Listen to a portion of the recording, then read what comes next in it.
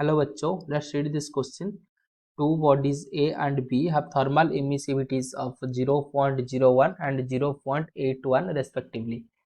The outer surface areas of two bodies are same. The two bodies emit total radiant power at the same rate. The wavelength lambda b corresponding to maximum spectral radiancy of the radiation from B is shifted from the wavelength corresponding to maximum spectral radiancy in the radiation from A by 1 micrometer. If the temperature of A is 5802 Kelvin, calculate the temperature of V and wavelength of V. तो question में बोला है कि दो body है A and ये है B, दोनों का जो थर्मल एमिसिविटी है A का है 0.01 और B का है एप्सिलॉन ए लिखते हैं, इसको B लिखते हैं, B का है 0.81। दोनों का सरफेस एरिया सेम है एंड पावर भी सेम है, लेकिन टेम्परेचर हमको गिवन है ए का 5802 केल्विन, टेम्परेचर ऑफ बी का हमको फाइंड करना है। उसके साथ साथ lambda A and lambda B, lambda A क्या है, it's corresponding to maximum wavelength, lambda B के corresponding to maximum wavelength of B, lambda A maximum wavelength of A. तो इस दोनों को फाइंड करना है, टेम्परेचर भी फाइंड करना है बी का और उसका लैम्डा बी भी फाइंड करना है। तो उसके लिए जो की कंसेप्ट चाहिए वो क्या है,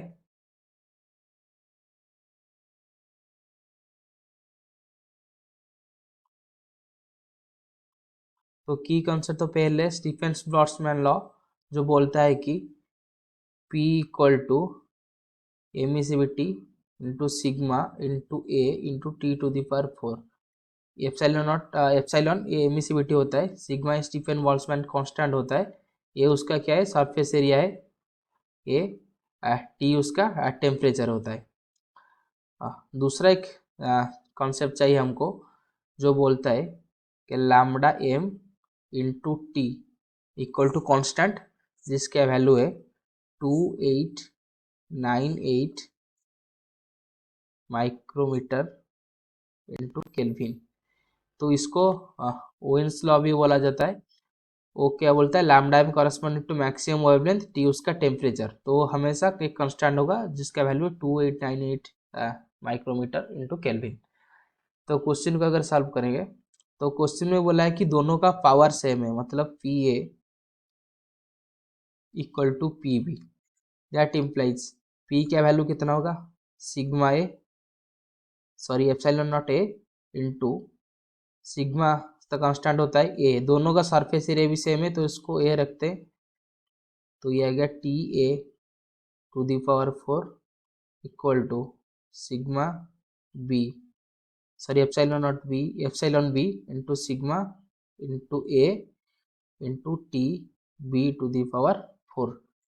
तो सिग्मा ए कैंसिल हो गया, तो एप्सिलॉन ए का वैल्यू कितना है, एप्सिलॉन का वैल्यू है 0.01 इंटू टी ए का वैल्यू गिवन है कितना 5802 दी पावर 4 इक्वल टू इसका वैल्यू 0.81 इंटू टी भी हमको फाइंड करना है।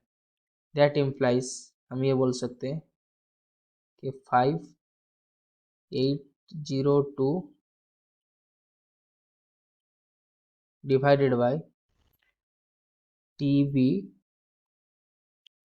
To the power 4 equal to कितना होगा 0.81 divided by 0.01, that implies 5802 to the power T2, ये कितना हो जाएगा 81 का 1/4 पावर जो कि 3, दैट इम्प्लाइज T2 कितना होगा T2 होगा 5802 डिवाइडेड बाई 3 जो कि 1934 केल्विन।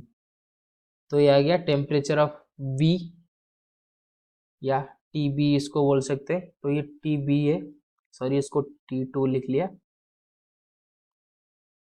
ये टीबी है,